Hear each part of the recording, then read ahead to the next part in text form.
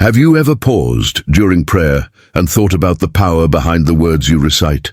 Surah Al-Fatiha, just 7 verses, yet it holds wisdom that can mend a broken heart and calm a restless soul.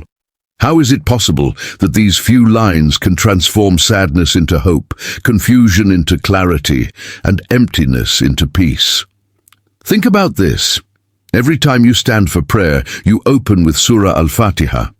Why did Allah choose these verses as the foundation of every act of worship? Could it be that this chapter is not just a recitation, but a complete guide to healing and finding purpose? What if the peace you've been searching for is hidden in the very words you already know by heart? Now, let's take a moment to reflect. How many of us truly connect with the meaning of these verses? How often do we recite them without feeling their depth? Imagine the impact if we truly understood the message behind every word.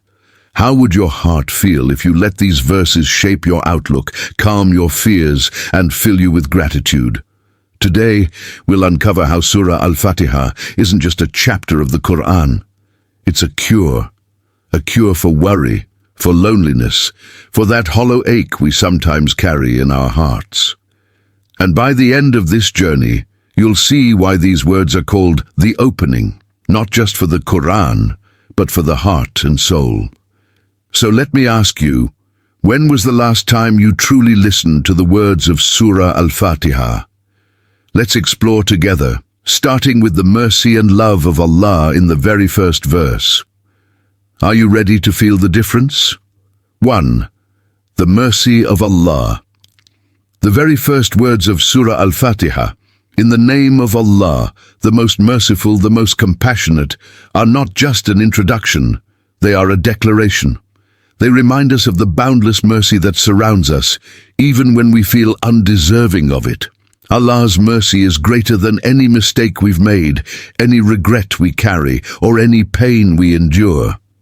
But how often do we stop and truly feel the weight of those words? Think about a time in your life when you felt broken. Maybe it was after a loss, a mistake, or a moment where everything seemed to fall apart. Did you ever wonder how you managed to move forward? How your heart found the strength to heal? That was Allah's mercy at work, even when you didn't realize it. His mercy reaches us in ways we can't always see, through the comfort of a kind word, the warmth of a friend's support, or even the quiet strength we find within ourselves. There's a story of a man who once came to a scholar, overwhelmed with guilt for the wrongs he had done. He said, "How can Allah forgive someone like me?" The scholar smiled and replied, "Do you know that Allah's mercy is greater than the oceans?" The man nodded. The scholar then asked, "Do you believe that your sins, no matter how heavy, are greater than the oceans?" The man shook his head, tears in his eyes. "Then know that Allah's mercy can wash away everything, no matter how deep the stains." These words, the most merciful, the most compassionate, remind us that Allah's mercy doesn't depend on how perfect we are. It's a gift that's always there, waiting for us to return to Him.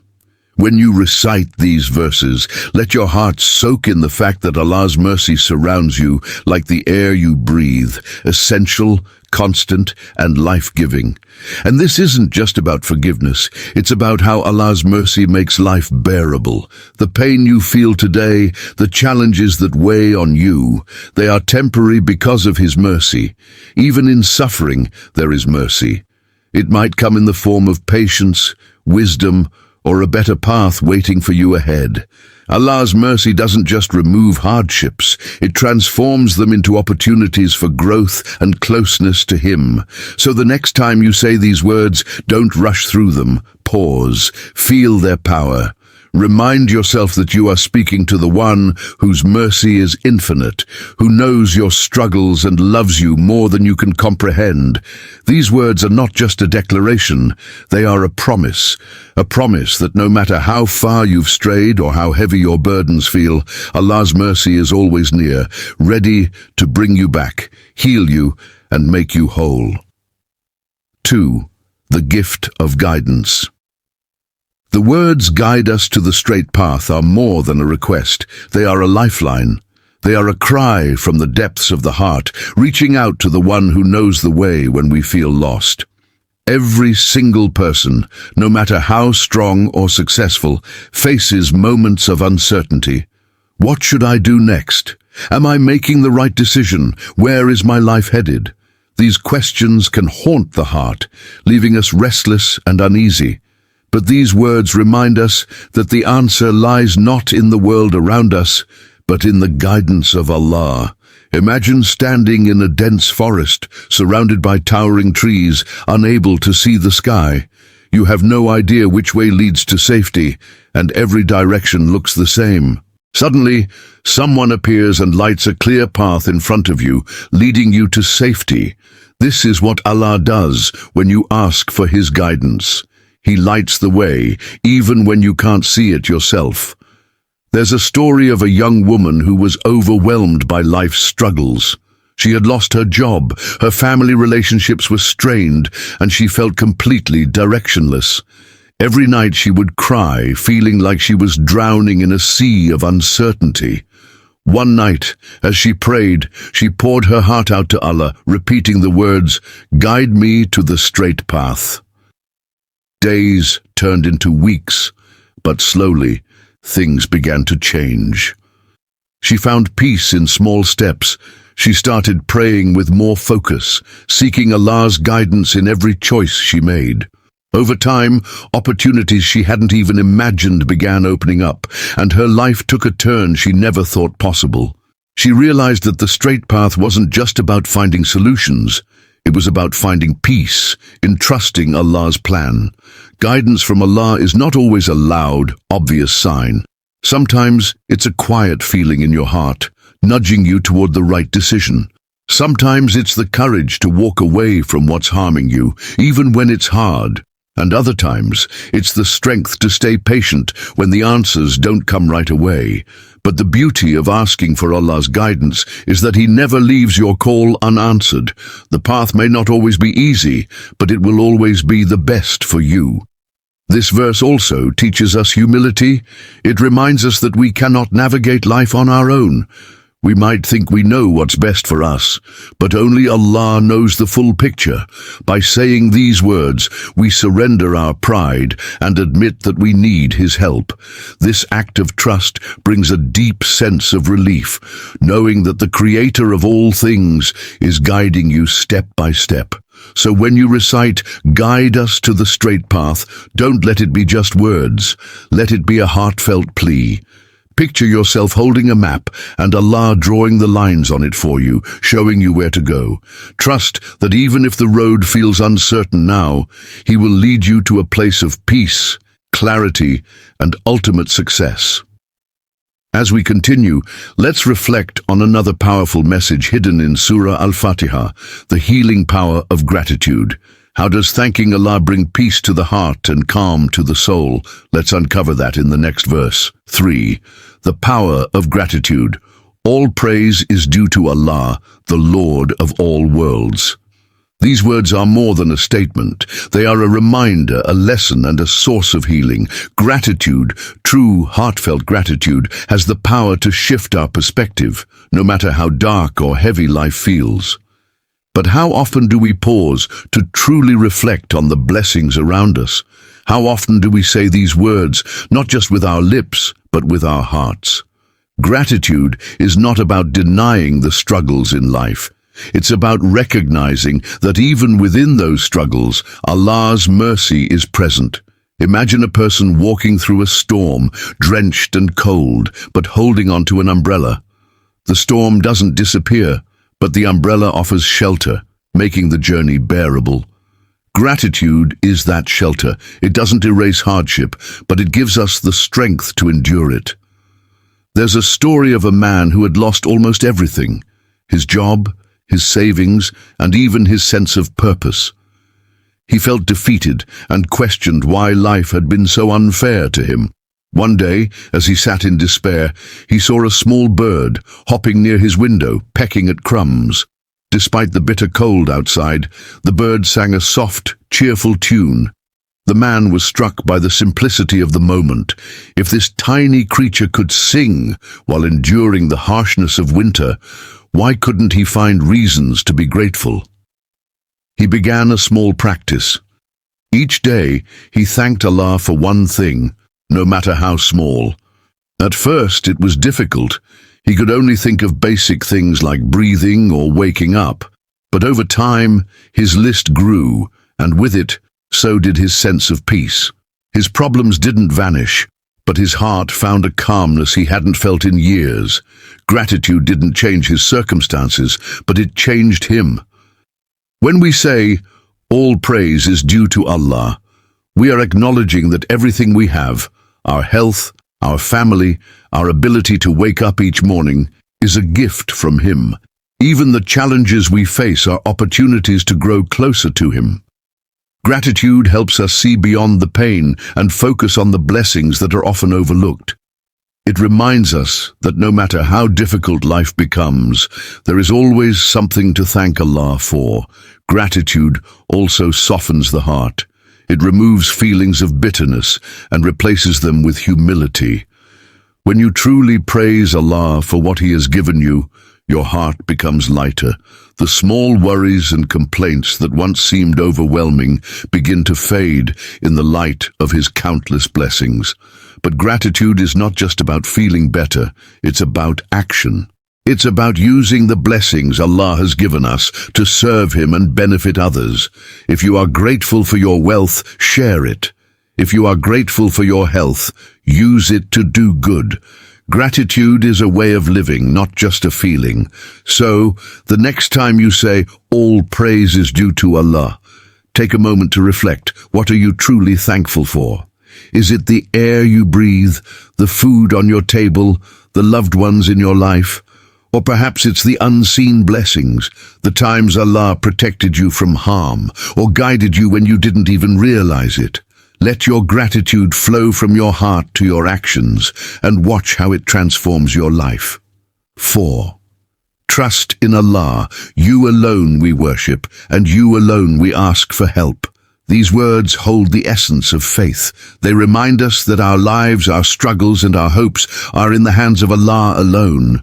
Trusting Him is not just a belief, it's an act of surrender, a decision to let go of fear and rely on the one who knows what's best for us. There's a deep comfort in this verse, but it's a kind of comfort that many of us struggle to fully embrace. Life teaches us to rely on our own efforts, to control every detail, and to plan every moment. Yet how often do those plans fall apart? How often do we find ourselves exhausted, frustrated, or lost, trying to hold on to things that were never truly in our control? This verse reminds us that we don't have to carry the weight of the world on our shoulders. When we turn to Allah, we hand over our burdens to the one who is capable of handling them all. Imagine a child walking with their parent, holding on to their hand. The child doesn't worry about the road ahead because they trust their parent to guide them. They feel safe, knowing they are not alone. This is the kind of trust we are meant to have in Allah, a trust that says, "I may not know what lies ahead, but I know you will take care of me." There's a story of a man who had lost everything in a natural disaster. His home was destroyed, and his family had to seek refuge in a shelter. One night, as he sat looking at the ruins of his life, he whispered these words, "You alone we worship, and you alone we ask for help." A stranger sitting nearby overheard him and asked, "How can you still pray after losing everything?" The man replied, "I didn't lose everything, I still have Allah, and as long as I have Him, I have hope." This level of trust doesn't come easily. It requires faith, patience, and a deep connection with Allah. But the reward for trusting Him is immeasurable. It brings a peace that no worldly achievement can offer. When you truly believe that Allah is in control, you stop worrying about things beyond your power. You begin to see challenges as opportunities for growth and tests as pathways to His mercy. This verse also teaches us that worship and reliance go hand in hand. Worship is not just about physical acts like prayer or fasting. It's about placing Allah at the center of your life. When you rely on Him, you are living in worship. And when you worship Him sincerely, you strengthen your trust in His plan. Think about the moments in your life when you felt truly helpless. Who did you turn to? What did you do? This verse reminds us that in every situation, no matter how small or overwhelming, the first place we should turn is to Allah. He is the source of all strength, the giver of all solutions, and the provider of all that we need. So, as you recite, "You alone we worship, and you alone we ask for help," let it sink into your heart. Remember that these words are not just a declaration. They are a lifeline. They are a reminder that you are never alone, that your struggles are seen, and that help is always near. Trust in Allah, and let that trust free you from the worries of this world. 5. A cure for fear and anxiety, and you alone we ask for help. These words are a shield, a refuge, and a source of endless comfort for a heart weighed down by fear and anxiety. Life often feels like a storm, uncertain, unpredictable, and overwhelming. In those moments, this verse reminds us of a simple but profound truth. No matter how difficult the situation, the one who can help you is closer to you than your own breath. Fear and anxiety are emotions we all face. They creep in when life becomes uncertain, when we're faced with decisions we don't know how to make, or when we're burdened by things we can't control. But this verse teaches us that we don't have to face these moments alone. Allah is always there, ready to help if we only turn to Him. There's a story of a man who was traveling through a dangerous desert. The heat was relentless, and he had run out of water. As the hours passed, fear began to take over. What if he didn't survive?